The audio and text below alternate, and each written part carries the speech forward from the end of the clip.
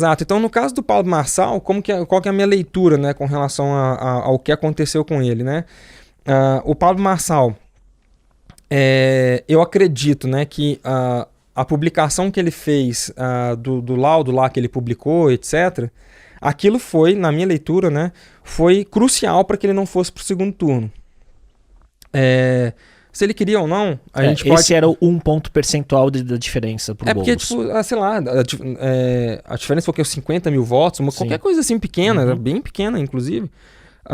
Então, assim, aquilo ali, na minha leitura, arrebentou ele não foi pro segundo turno por causa daquilo. Se foi intencional ou não, é uma discussão que a gente pode fazer, mas o fato é que, na minha leitura, aquilo ali o prejudicou. O que acontece com o Pablo Marçal é o seguinte, e eu chamo uma reflexão a respeito disso, que dá para fazer hoje, independentemente de qualquer ilação ou inferência que a gente possa fazer a respeito do case Pablo Marçal, que é o seguinte, até pouco tempo atrás, ele era um cara ridículo, ou desculpa, deixa eu reformular, ridicularizado. O soco do tubarão, o negócio do helicóptero, não sei o que, o cavalo, um monte de coisa, certo? Ele virou um cara ridículo. Né, nesse sentido, né, um personagem. Ele virou um cara ridicularizado, né, assim, que não se leva a sério, correto? A não ser pelo círculo muito próximo. Sim, né, mas assim, vamos colocar à parte, na grande população, né? Fãs tem gente na cadeia lá batendo palma, né, isso aí é surreal. Mas o caso dele, né, tirando o grande fã e tudo mais, essa turma, cara, ele foi, assim, esmagado. Cara, ele foi esmagado. Era meme até falar chega. Era ele no meme lá no boteco, né? Contando uma história. Cara, só piada. O cara virou uma grande piada. No popular virou uma grande piada. Beleza. Não sei se você reparou, mas antes, inclusive, das eleições, ele já foi mudando. Mas por que ele foi mudando? Porque ele começou a ir no podcast A, no B, no C, no D... Os cortes começaram a mudar. Fazendo umas collabs com outros youtubers. Perfeito. Não, agora tô metendo shape. Isso, então, com o Cariani, né? Pô, foi mudando as coisas. Ele foi como ele foi reprogramando a sua imagem na mente das pessoas. É aí que eu acho que a tese ela faz sentido. Então ele foi essa tese de que não é soma zero quando você tá falando de si mesmo. Só você contra você. E aí, beleza, então ele foi mudando a si mesmo, né, a percepção das pessoas, né, a respeito de si foi mudando, e ele entra nessa questão da eleição, certo? Beleza. Quais são os valores que o Pablo defendeu nas eleições, as principais pautas que ele defendeu nas eleições? São exatamente as crenças que ele tem e que ele utiliza para vender os seus produtos, né? O seu método IP, se eu não estou enganado, etc. É a mesma coisa. Sim. É a mesma coisa. Então, tudo que ele falava nos debates, tudo que ele trazia, é o que ele acredita, é o que ele pensa, etc. Beleza? É o que ele apregou. Qual que é a imagem que ficou dele no final? E você vai distanciando da eleição, beleza, tem porque ele mentiu, sei lá, por causa do laudo, tem gente que vai estar falando isso... tem gente que vai falar da cadeirada, tem gente que vai falar um monte de coisa. Só que é o que eu tava te falando. O tempo vai passando, o que ele vai fazer? Ele vai fazer os ajustes. Qual que é o ajuste? Que ele já começou ontem. Fulano, Beltrano e Ciclano tem que pedir desculpas pra mim.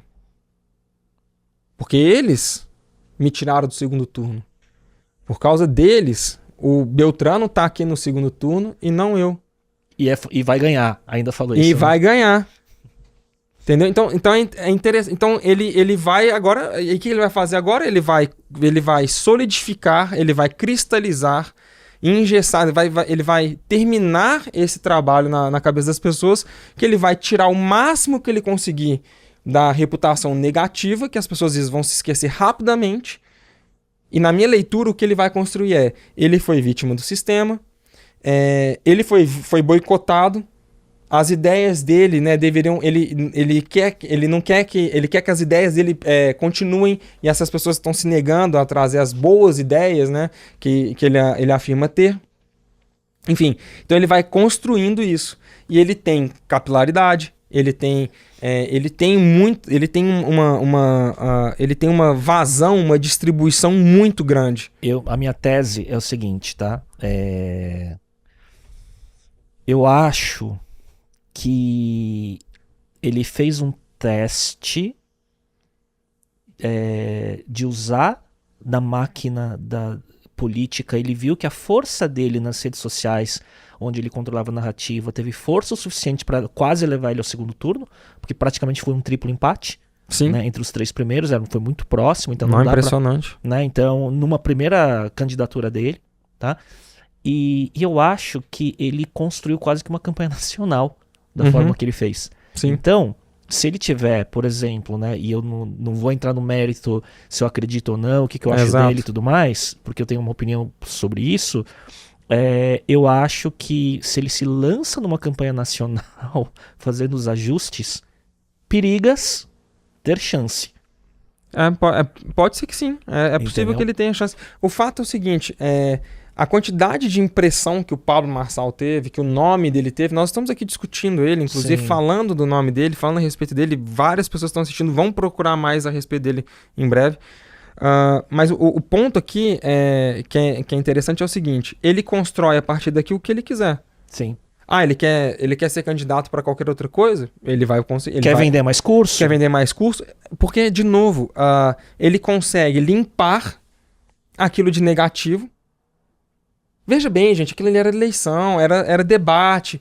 O que eu acredito de verdade é isso aqui.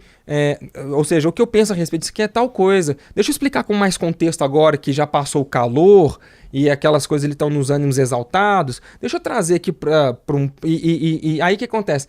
Mas você falou isso, então você vai voltar naquele lugar lá que eu falei tal coisa, onde eu expliquei o que eu estava querendo dizer. Aí ele vai construindo uma mudança de pensamento a respeito de si. Você concorda? Concordo. É por aí que eu acho. Então, assim, para qual objetivo? É para vender mais curso? É para ser candidato a presidente, igual ele falou ontem? Não importa. O fato é que ele fez uma construção e aqui, o que ele faz? Ele faz uma construção, limpa a barra. Faz uma construção, limpa a barra. Faz uma construção, limpa a barra. Por aí. Foi fácil entrevistar ele, porque... O que eu quero dizer com isso? Ao fazer as perguntas, vinham as respostas das perguntas ou vinha a narrativa que ele queria imprimir e não necessariamente a resposta da pergunta? É aquilo que você viu no debate, por exemplo. Então, por exemplo, você chega e fala assim... Vou exagerar, tá? Mas você chega e fala assim... Pablo, sei lá... O que você pensa para a saúde pública? Eu quero reprogramar a mente das pessoas. O meu objetivo é as pessoas elas têm que ser empreendedoras. A gente tem que libertar as pessoas do Estado e tal. Tá, mas e sobre saúde? As pessoas têm que... Entende? Então, Sim. assim, ele vai por um... A conversa com ele foi muito assim, a gente fazia perguntas, algumas coisas ele respondia objetivamente, mas quando ele tinha mais domínio, né? ele ia mais, quando era de interesse, na verdade, na minha leitura, né, quando era mais de interesse, né, ele respondia de maneira mais direta, quando não era, ele ia mais para essa linha. Então, assim, é a arte de comunicar. Isso realmente é algo que é importante ressaltar e que, de novo, assim, a gente tem que analisar as coisas com frieza. O Pablo, ele é um excelente comunicador, ele é um excelente contador de histórias, né? Ele é um excelente storyteller, né? Para quem fica altamente persuasivo, né? Exatamente, altamente persuasivo. Ele sabe, ele tem presença de palco, ele sabe usar ele, tipo assim, é o que a gente fala no popular, né? Ele é bom de microfone. Sim. Muito bom de microfone. E é difícil encontrar pessoas que são boas, assim, né? Que conseguem fala de forma simples, que encaixa o que ele tá falando, né? Ele consegue encaixar o que ele tá falando, né? Com a condição de entendimento daqueles que estão da sua própria audiência. Difícil você encontrar quem tem essa capacidade e que consegue fazer isso com a amplitude que ele consegue fazer. Então, assim, ele tem ali qualidades que são que são raras de você encontrar e que a gente precisa dizer que de fato elas existem. Então ele potencializa essas coisas, ele utiliza isso, obviamente, a seu favor, a favor dos seus negócios, a favor dos seus interesses, e que é assim que a vida é. A gente também usa as nossas qualidades, etc., em favor dos nossos interesses, dos nossos objetivos, daquilo que a gente quer alcançar, etc. E de igual modo ele faz isso.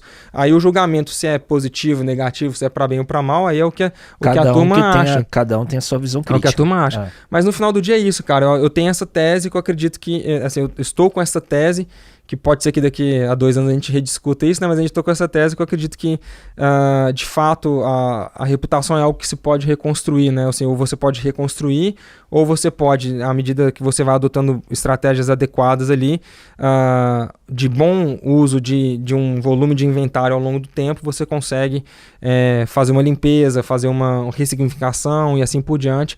Algo que na época do Ike Batista, como a gente falou, era muito mais difícil. Sim. Hoje, sobretudo, muito mais. E aí vem o ponto, né? Por que a turma quer regular a mídia? Ou por que a turma quer não sei o que lá? Porque você... Imagina, todo mundo pode controlar a sua própria narrativa, todo mundo pode pautar, ao invés de apenas ser pautado. Poxa, eu quebrei um monopólio,